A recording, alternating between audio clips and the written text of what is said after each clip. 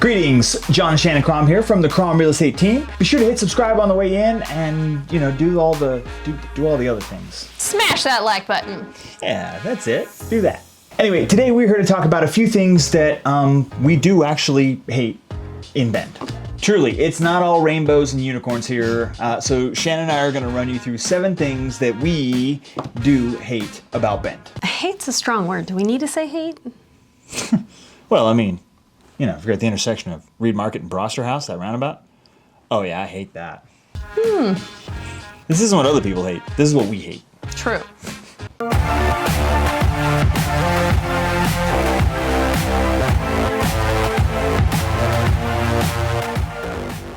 Shopping. So this affects Shannon way more than it affects me. Shopping here is just not great. It could be better.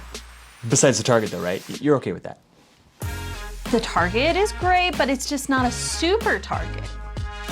We have like a few local boutiques. The Macy's, which seems like it's going out of business, and a Kohl's, and the Gap family of stores, but it's just limited. There's no like Nordstrom's or Anthropologie or... My biggest issue is when, you're trying on clothes and you can't find any there's just nothing available. Like, it's really hard for me because I'm like exactly in between a medium and a large. So finding shirts to fit, I have to try them on. Whatever. It's so easy for you. I don't even want to hear it. Anyways, just so you know, if your style is in between, let's say, Gap and Gucci, your options are limited. And that goes for everything, not just clothing. So Ben does have like the basics covered, and it's getting better. It's just not there yet. So what you do is you drive to Portland and spend the night in a hotel and shop to your heart's delight. And that's how you scratch that itch. Binge shopping. Have you been shopping? Have you been shopping lately? On an island. Yeah, on that note of running to Portland for shopping, it's kind of a pain in the butt to be cut off from everybody else. Most cities our size are suburbs of other major metropolitan areas. So, like Beaverton is a suburb of Portland, and Franklin is a suburb of Nashville. You probably didn't know that, but that's where my family's from, Nashville. Anyway. But here in Bend, we're on an island. Geographically speaking. But if you want to catch like a professional sports game, go see a play, or a concert in the winter, you're gonna need to take a trip. Yeah, so you might need to go to Portland for certain medical specialists. And here's a little first world problem of living on an island. Amazon Prime is not necessarily 2-day delivery in Central Oregon area. Like maybe pre-COVID, it was like 2.5. And not only that, but speaking to where we are on a map, we're kind of a long ways from anywhere else, really. I mean, we're 6 hours to Seattle, 9 down to San Jose, I think 8 over to Salt Lake. Just a ways. If you're driving, you can always fly. Yes, honey, thank you. You can fly. Recreational congestion. To be fair, we know that you're probably watching this because you want to move here. And that's cool with us, but dang. If you've seen any of our other videos on why we love Bend, one of the biggest is because of the recreational opportunities. Camping and fishing and hiking. It's all amazing. Well, it was. You see, it's getting congested. For us, yes. Compared to what it used to be. We used to be able to run over to our favorite campground on a Friday night and pick up a first come, first serve on the water. Then that kind of started to, you need to go on a Thursday right. to get your camping spot. And now it's just pretty much good luck. If you don't got a reservation, you're not getting a camp spot. And you had to make that reservation like 3 months ago. And for us with our work, we don't know whether we're going to be showing homes on the weekend or not until it's Wednesday or Thursday that week. So all of our camping trips are usually pretty last minute. which means that we got nowhere to go. Then, hiking. Last year, they implemented a pass system for hiking.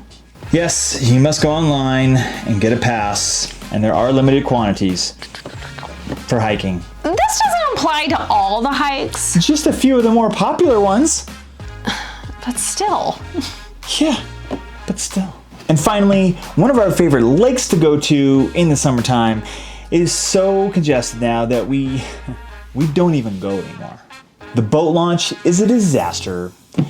And about 5 years ago, I ran across the sheriff and I asked him if they were planning on, improving the parking lot and the launch to accommodate more people. And he said, Nope. That's what keeps people away. If we made it easier to use, more people would. We don't really want more people there. considering we are surrounded by literally millions of acres of adventure land, some of the best spots are coming with baggage. Congestion in town. There are also a bunch of people in town. This isn't necessarily because of all the people who live here. You're more than welcome to move here. But more the tourists. During the summertime, it's a mess. Bend is getting more and more popular, and, well, yes, more and more people do want to move here, but also more and more people just want to come vacation here. Downtown in like July through August, it's a zoo. We try to avoid it at all costs. And for the people that live in downtown, sorry, there's no parking. Waiting for a table? That'll be 2 hours. Want to float the river? You can join the barge. At least we don't have a Ripley's, right? I mean, nothing says tourists like Ripley's, believe it or not. Politics. Oh yeah, we're going there. The political scene in Bend is messed up. Wait.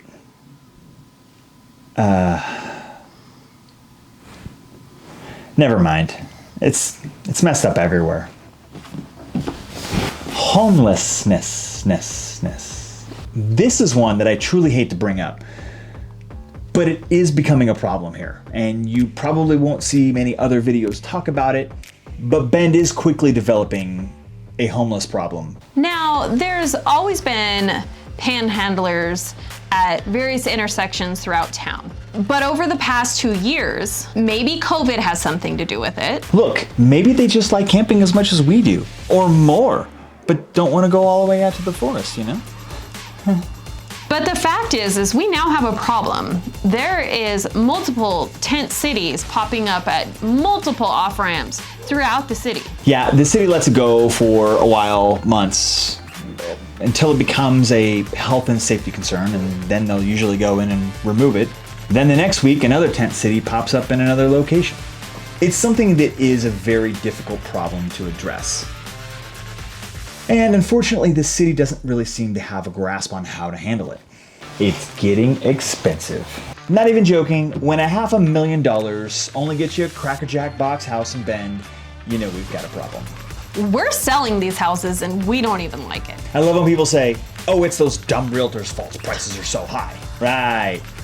We determine how much the seller should get, and then we force people to pay that much. Happens all the time. We love it. Okay, honey. So the fact is that a single family home in Bend under 1 acre, the average sales price is $774,000 as of December 2021. Yeah. This is becoming a city of wealth. Most normal people can't even afford to live here. In fact, even people with good, high-paying professional jobs can't afford to live in a house here that's anything more than just a basic starter home. Which means that people that work retail or service industry, they literally can't afford anything. And it's not the agent's fault. It's supply and demand. There is not enough homes being built to accommodate the amount of people that want to move here. So the people that can literally pay more for a home will win the deal. Now, we'll get comments on here from longtime locals who want to pile it on and complain about politics and Californians. Happens every time. And I get it.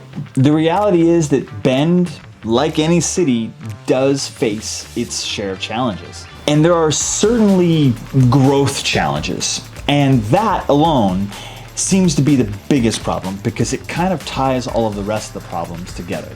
We can't help if people want to move here, but we could perhaps find a way to help accept this growth, even though we might not want to. All right, as always, we would love to hear your opinion, or maybe a suggestion of a video that you would like to see us do. Leave it down in the comments section. Don't forget to subscribe, and thank you for watching. Be sure to check out the next video that's going to be appearing right about... We weren't recording! Oh. If you say we're not recording, Kind of funny. what? I literally cut my hair for this shoot. Just for this shoot. Just for this video. Don't believe me? Check it out.